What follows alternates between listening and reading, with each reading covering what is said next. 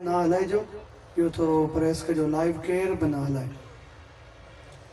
اعوذ باللہ من الشیطان الرجیم بسم اللہ الرحمن الرحیم الحمدللہ الذی لا یبلغ مدحته القائلون ولا يحصي نعماءه العادون ولا يعدي حقه المجتهدون الذي ليس لصفته حد محدود ولا نعت موجود ولا وقت معدود ولا أجل ممدود فطر الخلائق بقدرته ونشر الرياح برحمته الصلاة والسلام على الرسول المسدد المصطفى العمجد المحمود الأحمد سيدنا ومولانا ومولى الكونين جد الحسن والحسين أعاني بالقاسم محمد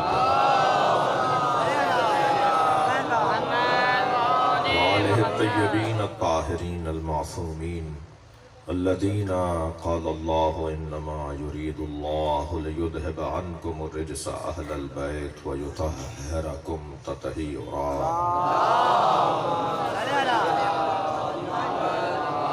ولعنة الله على أعدائهم أجمعين من يوم عداوتهم إلى قيام يوم الدين أما بعد قال الحكيم في قرآن الكريم بسم الله الرحمن الرحيم وَلَسَوْفَ يُعْطِيكَ رَبُّكَ فَتَرْضَىٰ صلوات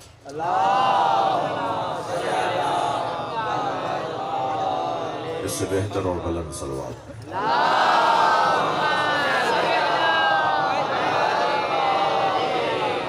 آپ اس سے اچھی صلوات بھی پڑھ سکتے ہیں.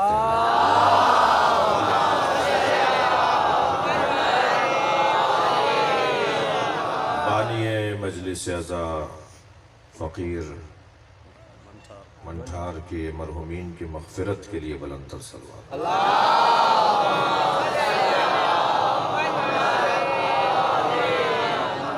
حاضرین اور ذاکرین مجلس کے مرحومین کی مغفرت کے لیے بھی بلند تر صلوات.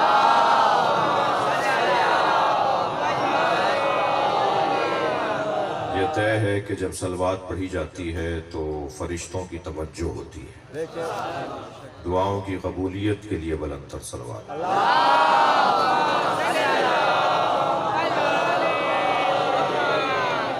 سورہ مبارکہ الضحیٰ آیت نمبر 5 عظمت سیدہ کا بیان. آیت نبی پر نازل ہوئی ہے مگر موضوع فاطمہ زہرا. ایام شہادت کے بعد ایام ولادت گزرے. دل کہہ رہا ہے کہ آپ کو اپنے ساتھ کچھ دیر کے لیے مدینہ لے چلو. چلیے نبی کی خدمت میں چلتے ہیں. ویسے بھی جب ہم مجلس میں آتے ہیں تو ہم عصر مصطفیٰ میں آ جاتے ہیں, نبی کے زمانے میں چلے جاتے ہیں. اللہ چاہتا یہ ہے کہ تم بار بار نبی کے زمانے میں آ جاؤ, بلکہ کبھی بھی نبی کے زمانے سے نکلنے نہ پاؤ.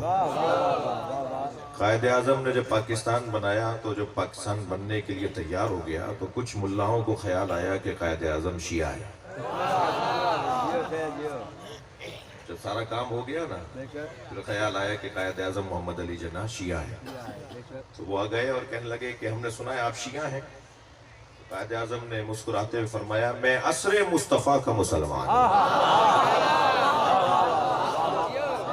اگر ہم عصر مصطفیٰ میں پلٹ جائیں, توجہ چاہوں گا, اگر ہم عصر مصطفیٰ میں پلٹ جائیں تو پھر ہمیں قرآن بھی اسی زمانے سے ملتا ہے, اور اگر تھکے نہیں بیٹھے ہیں تو جملہ کہہ رہا ہوں علی بھی اسی زمانے سے ملتے ہیں. سارے کمالات اہل بیت کے اگر ہمیں نصیب ہوئے ہیں تو وہ عصر مصطفیٰ سے ہوئے ہیں. بلکہ اگر کوئی اچھا انسان بننا چاہتا ہے تو اسے بھی عصر مصطفیٰ میں پلٹنا ہوگا.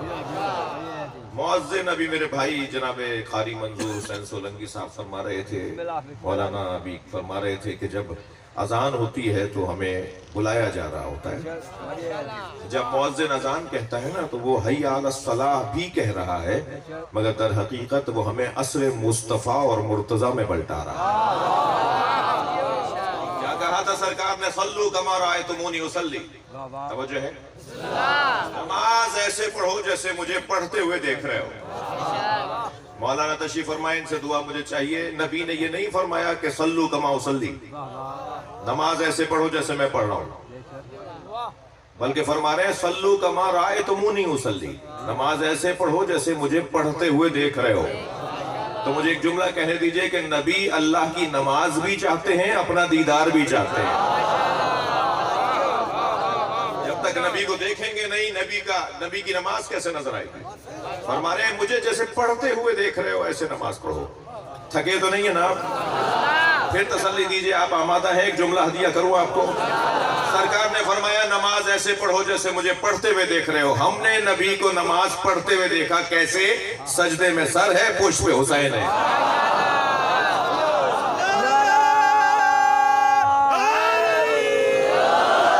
यानी अल्लाह का सजदा भी हो और हुसैन की मोहब्बत भी हो।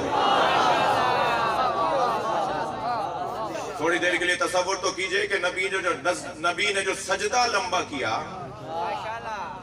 वो किस वजह से लंबा किया? कि हुसैन बैठे हुए हैं। जी, किसी के अंदर जुर्रत है कि कहे गैर खुदा के तसव्वुर से नमाज बातिल? अगर कोई ये सोचेगा भी तो उसका इस्लाम बातिल है। गैर खुदा के तसव्वुर से नमाज बातिल। तवज्जो, सजदा अल्लाह का हो रहा है मगर मोहब्बत हुसैन के साथ। साद इब्न अबी वकास कहते हैं कि मैं बिल्कुल अक़ब में बैठा हुआ था, मैंने जब देखा कि सजदा लंबा हो रहा है तो मेरे जहन में ख्याल आया कि कोई हादसा तो नहीं हो गया। तो मैंने सर उठाकर देखा तो हुसैन नबी के पुष्प में बैठे थे। तो मैं क्योंकि करीब था तो मैंने हाथ बढ़ाकर चाहा कि हुसैन को उतार दूं। इससे पहले कि मेरा हाथ हुसैन तक पहुंचता, नबी का हाथ मुझ तक पहुंच गया। खबरदार मेरे हुसैन को मेरी पुष्प से ना उतारो। और जब तक हुसैन खुद नहीं उतरे नबी ने सजदा मुकम्मल नहीं किया। जो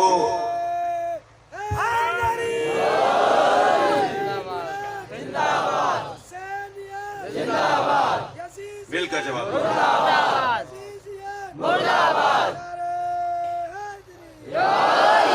नाराए हैदरी।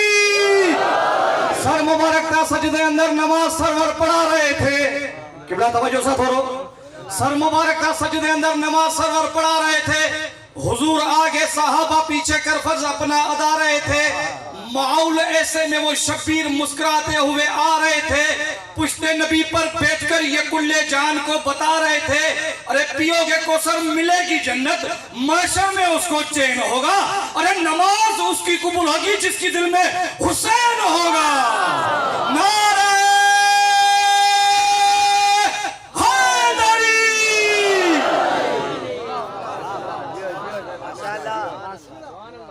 मुसलमान की जिंदगी की सबसे महंगी 2 रकत नमाज हज की 2 रकत नमाज है। इस साल 12 लाख में हुआ है हज। इतनी महंगी 2 रकत नमाज है जो मकाम इब्राहिम पर पढ़ी जाती है जी।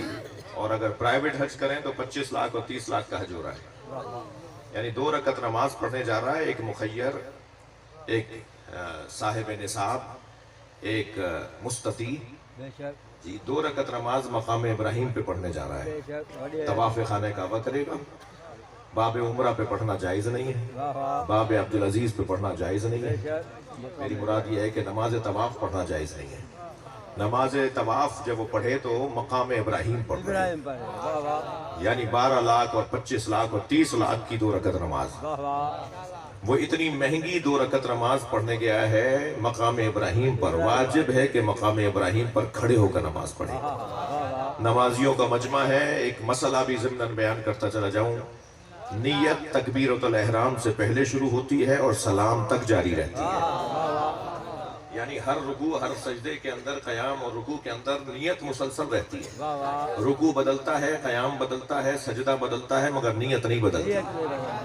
वो 2 रकत नमाज में नियत मुसलसल चलती है कि मैं कौन सी 2 रकत पढ़ रहा हूँ, वाह वाह फज्र की पढ़ रहा हूँ मिसाल के तौर पर, या मगरिब की पहली 2 रकत पढ़ रहा हूँ, जो भी नमाज पढ़ रहा है उसकी नियत मुसलसल रहेगी। वाह वाह ठीक है, नियत के बगैर नमाज नहीं होगी, ठीक है नियत के बगैर नमाज नहीं होगी और नियत मुसलसल रहेगी। कहाँ पढ़नी है 2 रकत नमाज? मकाम इब्राहिम पर 2 रकत नमाज पढ़ता हूँ कुर्बतन इलल्लाह। अल्लाह वाह वाह जी। जो बढ़िया है कैसे कि खाना काबा और आपके दरमियान मकाम इब्राहिम, इब्राहिम है, वाह वाह यानी पहले मकाम इब्राहिम नजर आ रहा है, काबा उसके बाद नजर आ रहा है, वाह वाह वहां खड़े होकर नमाज पढ़नी है। कैसे मुमकिन है कोई मकाम इब्राहिम पर 2 रकत नमाज तवाफ खाना काबा मकाम इब्राहिम पर पढ़ने की नियत करे वाह वाह और इब्राहिम की याद जहन में ना आए? इब्राहिम की याद के बगैर कैसे 2 रकत नमाज है भाई? जिस इब्राहिम की याद को नियत का हिस्सा बनाते हुए, नाम इब्राहिम को नियत का हिस्सा बनाते हुए 2 रकत नमाज हम खाना काबा में मक्के में जाकर पढ़ते हो और वो नमाज हसीन नमाज हो, वो नमाज हमारी बख्शिश का जरिया नमाज हो, तो वो इब्राहिम जिसकी कुर्बानी इतनी थी तो अल्लाह ने उसकी कदर इतनी करवाई। उस इब्राहिम के लिए कुरान सूरह साफात में अल्लाह इरशाद फरमाता है वह फदैना हो बिज़िब्हिन अज़ीम, हमने इब्राहिम की कुर्बानी को एक बड़ी कुर्बानी पर मौखर कर दिया है। इब्राहिम की कुर्बानी से बड़ी कुर्बानी हुसैन की कुर्बानी है। इब्राहिम 1 इस्माइल ज़िबह कर रहे हैं, हुसैन 52 इस्माइल ज़िबह कर रहे हैं। तो ये कैसे मुमकिन है कि कोई अल्लाह की नमाज पढ़े और हुसैन की मोहब्बत ना हो? वापस हो जाएगी नमाज, वापस तो जब होगी जो कहीं पहुंचे तो सही, वो नमाज पहुंचेगी नहीं कहां जो बगैर हुसैन के पढ़ी जा रही है। ज़हनो दिमाग पर हुब्बे हुसैन का गलबा हो और सजदा उस अल्लाह का हो जिसने हुसैन जैसे को खल्क किया। खालिक़े हुसैन का सजदा हुब्बे हुसैन के साथ।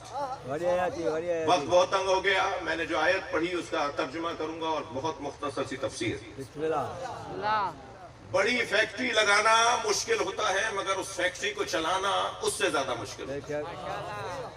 बड़ा बंगला बनाना मुश्किल होता है और उस बंगले को मेंटेन रखना संभालना उससे ज्यादा मुश्किल होता है।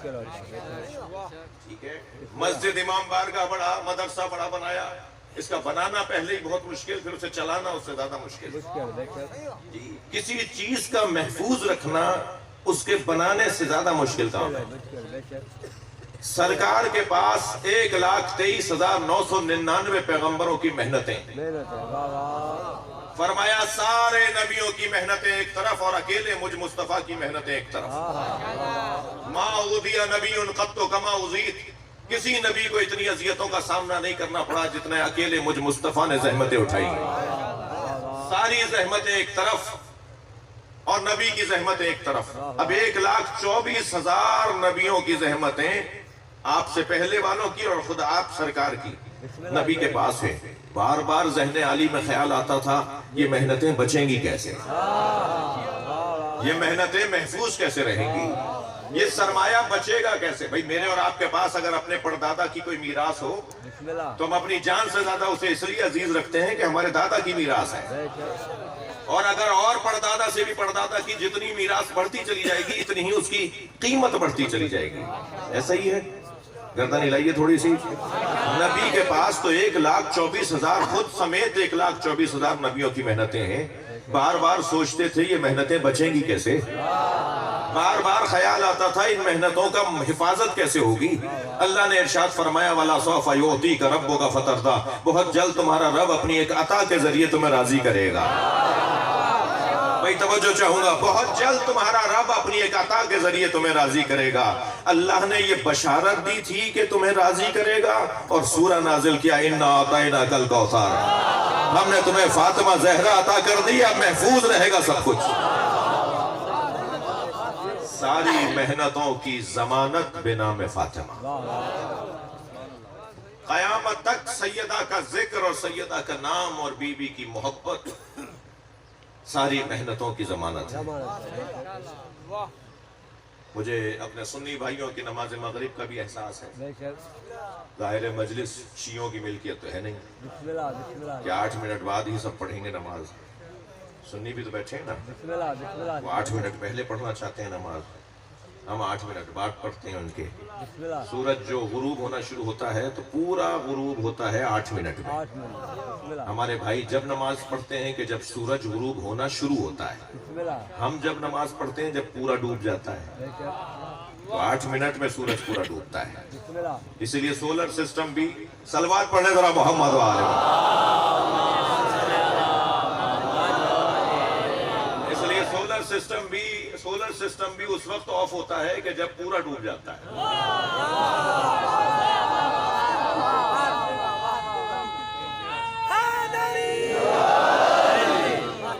تو مجھے تو بہرحال کیونکہ سنی شیعہ سبھی آئے ہوئے ہیں ان کا خیال بھی کرنا ہے جو 8 منٹ پہلے پڑھنا چاہتے ہیں اور ان کا خیال تو ہے ہی کہ جو 8 منٹ بعد پڑھتے ہیں.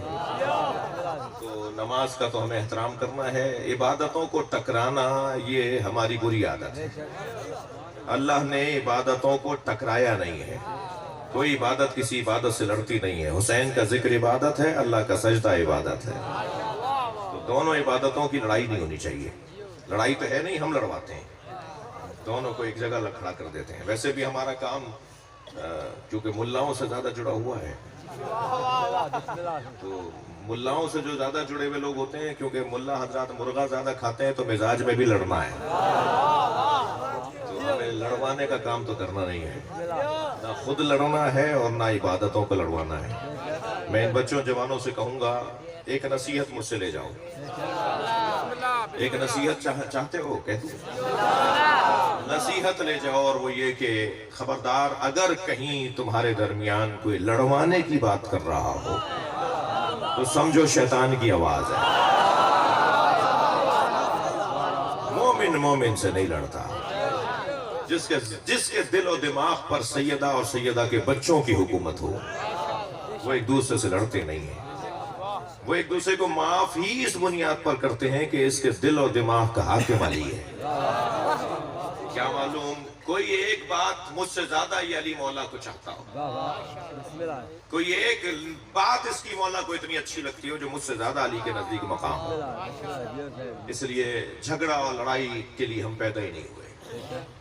ہم جس گھرانے سے جڑے ہوئے ہیں اس گھرانے کا صبر ہمیں ترقی دے رہا ہے. برداشت, تحمل مزاجی, درگزر, معافی, معاف کرنے کی عادت. بہت اچھا جملہ ایک بزرگ کا ہے, میں ہدیہ کر رہا ہوں. وہ فرماتے ہیں سب سے بڑا انتقام یہ ہے کہ انتقام نہ لیا جائے. معاف کر دینا سب سے بڑا انتقام ہے. چلیے کچھ دیر کے لیے اس گھرانے کو سلام کریں جو اپنے قاتل کو بھی شربت پلاتے ہیں. مدینے میں ایک مسافر داخل ہوا ہے. ہر شخص سے یہی پوچھتا ہے کہ میں بھوکا ہوں, مجھے کسی کریم کا دروازہ بتاؤ. اور جو بتاتا ہے وہ ایک ہی دروازہ بتاتا ہے اور وہ امام سجاد کا دروازہ ہے.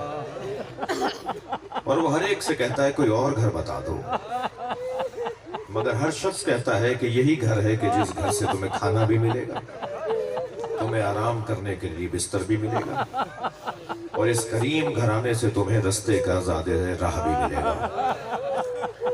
اس نے نقاب لگائی, چہرے کو چھپایا اور امام سجاد کے دروازے پر آ گئی. مولا کے غلاموں نے دسترخوان پر بٹھایا. کھانا کھا رہا تھا تو امام قریب سے گزرے تو دیکھا کہ مسافر ہے اور منہ چھپا چھپا کر کھانا کھا رہا ہے. امام وہاں سے گزر گئے. امام نے اپنے غلام سے کہا اسے آرام کے لیے بستر دو. جب جانے لگا, آرام کر کے جانے لگا, تو امام نے فرمایا تمہاری منزل کہاں ہے؟ تو اس نے جو جگہ بتائی تو امام نے فرمایا وہاں تک تمہاری سواری کہاں ہے؟ تو میں فلاں جگہ سے ایک قافلے میں شریک ہو کر پہنچوں گا. حضرت نے فرمایا نہیں, تم ہمارے مہمان ہو. اپنے غلام سے فرمایا ایک گھوڑا لے کر آؤ, تازہ صحت مند گھوڑا. اس کی لگام حضرت نے اس کے ہاتھ میں دے کر فرمایا اس سواری پر بیٹھ کے جاؤ. تو نقاب لگے کہنے لگا آپ نے مجھے پہچانا نہیں. جیسے ہی اس نے کہا نا آپ نے مجھے پہچانا ہی نہیں, امام کی آنکھوں میں آنسو آ گئے. فرمایا میرے بھائی علی اکبر کا قاتل ہے. میں تجھے پہچان گیا مگر فرق ہے, کل ہم تمہارے مہمان تھے, آج تم ہمارے مہمان ہو. ایسا گھرانہ, ایسا بڑا گھرانہ. مجھے تو تعجب ہوتا ہے اس وقت کہ جب کوئی مومن عزادار سے لڑنا ہوتا ہے. یہ کیسے ممکن ہے کوئی حسینی ہو اور کسی حسینی سے لڑے؟ ہمیں تو غیر حسینیوں کو بھی معاف کر دینا چاہیے، ہمیں تو دوسروں کو بھی معاف کر دینا چاہیے. جھگڑا لڑائی یہ حسین والوں کا کام نہیں ہے. چلیے مدینے بھی چلیے جہاں ایک دروازے سے دھواں اٹھ رہا ہے. جنہوں نے آئے اپنی آوازوں کو آزاد کریں گے. میں 2-4 جملے کہوں گا، سیدھی سیدھی باتیں ہیں. سلام ہو اس گھرانے پر جس گھرانے کو ایسے اذیتیں پہنچائے گی. چلیے چلیے مدینہ چلیے، ایک دروازے سے دھواں اٹھ رہا ہے، مگر عزاداروں وہ دھواں دروازے کے جلنے کا ہے. دروازہ بھی وہ دروازہ ہے جس پہ نبی 6 مہینے تک کھڑے ہو کے سلام کرتے رہے. آیت تطہیر کے نازل ہونے کے بعد 6 مہینے تک نبی نے کھڑے ہو کر دروازہ زہرا پہ سلام کیا ہے، اور سلام کرتے ہوئے فرماتے تھے اہل بیت نبوت پر میرا سلام. اور ہر ہمیشہ کوئی نہ کوئی دروازہ کھول کے نبی کا احترام کرتا تھا، نبی کو تعظیم کرتا تھا، سلام کرتا تھا. سنیں گے ایک مرتبہ دروازہ کھلا تو سامنے زینب کھڑی ہے. جناب زینب کی عمر اس وقت 3.5 سال کی ہے، 3 یا 3.5 سال کی عمر ہے. نبی نے آگے بڑھ کر اپنی نواسی کے پیشانی کا بوسہ دیا. جتنا پیار نبی کو حسین سے ہے نا، اتنے ہی پیار زینب سے بھی ہے. میری بیوی کو پیار کر کے فرمایا زینب تم دروازے پر کیوں آئی ہو؟ فرمایا نانا میں نے رات کو خواب دیکھا ہے. اماں زہرا نے کہا ہے کہ نانا سے تعبیر پوچھو. نبی سامنے بیٹھ گئے، بی بی زینب سامنے بیٹھ کر فرماتی ہے نانا میں نے خواب دیکھا ہے صحرا میں تنہا ہوں. ایک بیابان ہے، ایک صحرا ہے، اس میں تنہا ہوں. فرمایا زینب کیا دیکھا؟ نانا میں نے دیکھا تیز آندھی چل رہی ہے، اور آندھی اتنی تیز ہے کہ میرے پیر زمین سے اکھڑ رہے ہیں. ایک درخت کا میں نے سہارا لیا مگر آندھی کے جھونکے سے وہ درخت زمین سے اکھڑ گیا. نانا دوسرا درخت تھا، میں نے اس کا سہارا لیا، وہ بھی درخت زمین سے اکھڑ گیا. میں نے تیسرے درخت کا سہارا لیا، وہ درخت بھی زمین پہ نہیں رہا. اب دور دور تک کوئی سہارا نہیں تھا. نانا اگر خواب مکمل ہو گیا ہوتا تو میں زحمت نہ دیتی. یہ کہہ کر زینب روئی اور فرمایا نانا تیز آندھی تھی، تیز آندھی کے جھونکے سے میرے سر سے چادر اتر گیا. اجرکم اللہ، اجرکم اللہ. اللہ اللہ آپ کو کسی غم میں نہ رلائے. نبی کی آنکھوں میں آنسو. فرمایا زینب تمہارے 3 سہارے ہیں. تمہارا بابا علی تمہارا سہارا، تمہارا بھائی حسن تمہارا سہارا، تمہارا بھائی حسین تمہارے لیے سہارا، اور ایک بیابان ہوگا جسے کرب و بلا کہتے ہیں، وہاں تمہارے سر سے چادر اترے گی. اب میں رونے والوں سے سوال کروں، جس زینب کے علی اکبر جیسا بھتیجا ہو، جس زینب کے عباس جیسا بھائی ہو، وہ سوچتی ہوں گی نا کہ وہ کیسا میدان، وہ کیسا ہوگا، وہ کیا ہوگا، وہ کیوں ہوگا کہ کوئی زینب کے سر سے چادر اتارے گا. بس گریہ ہو گیا، آپ کی آنکھوں میں آنسو آ گئے. جب جناب زینب کے سر سے ایک ظالم چادر کھینچ رہا تھا نا تو وہ رو رہا تھا. میری بیوی نے فرمایا تو رو کیوں رہا ہے؟ کہنے لگا تمہاری عظمت بہت بلند ہے. بیوی نے فرمایا پھر چادر اتار کیوں رہا ہے؟ کہنے لگا مجھے انعام ملے گا. رونے والوں بہت بڑا تاریخ کا ایک سبق ہے. کربلا میں حسین کو 2 طرح کے لوگوں نے مارا ہے. ایک بغض علی کے شکار لوگوں نے جو شام سے آئے تھے، اور ایک حب دنیا کے شکار لوگوں نے جو کوفہ سے آئے تھے. ہم اور آپ مجلس میں آ گئے ہیں. ہم بغض علی کے بیمار نہیں ہیں. ہمارے بڑوں کا ہم پر کرم ہے، ہماری ماؤں کا ہم پر احسان ہے کہ ہمیں محب علی بنایا ہے. مگر حب دنیا کی بیماری منڈلا رہی ہے. ہم میں سے کوئی بھی حب دنیا کا شکار ہو کر بڑا جرم کر سکتا ہے، تبھی بار بار مجلسوں میں بلایا جاتا ہے. حسین کو دنیا طلب لوگوں نے مارا، جنہیں پیسوں کی ضرورت تھی اور پیسے کی خاطر وہ دین بیچ رہے تھے. انہوں نے حسین کو کربلا میں آ کے مارا. انہوں نے بی بی زینب کے سر سے چادر اتاری. ایک یزیدی لشکر کا سپاہی کہتا ہے کہ میں نے دیکھا خیمے جل رہے تھے، اور ایک بی بی جلتے ہوئے خیمے میں جانا چاہتی تھی، مگر جلتے ہوئے خیمے کی چوب سے اس کا سر جا کے لگتا تھا، اور وہ پھر رستہ بدل کے پھر خیمے میں جاتی تھی. میں یہ سمجھا کہ کسی نے اس کے سر پہ چوٹ ماری ہے.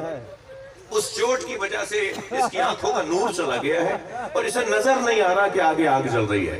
تو وہ یزیدی لشکر کا سپاہی کہتا ہے میں دوڑتا ہوا آیا اور میں نے کہا بی بی تمہیں نظر نہیں آ رہا آگے آگ چل رہی ہے؟ تو وہ خاتون مڑی اور مجھے دیکھ کر کہنے لگی یا شیخ انا لنا فیہا علیلون، اس خیمے میں ہمارا ایک بیمار رہ گیا ہے جو اپنے پیروں سے چل کر نہیں آ سکتا.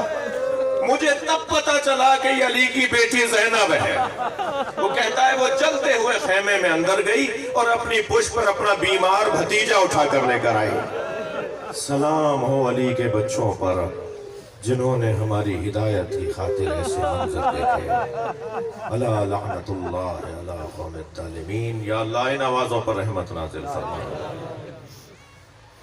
بانی مجلس کے رزق میں عزت میں اضافہ فرما. آپ سب کی حاجات، ذاکرین کی حاجات، بانیان کی حاجات کو یا اللہ پورا فرما. امام زمانہ کے ظہور میں تعجیل فرما. امام کے نوکروں میں ہمیں شمار فرما. مجلس جاری ہے. مولانا بھی آپ سے گفتگو فرمائیں.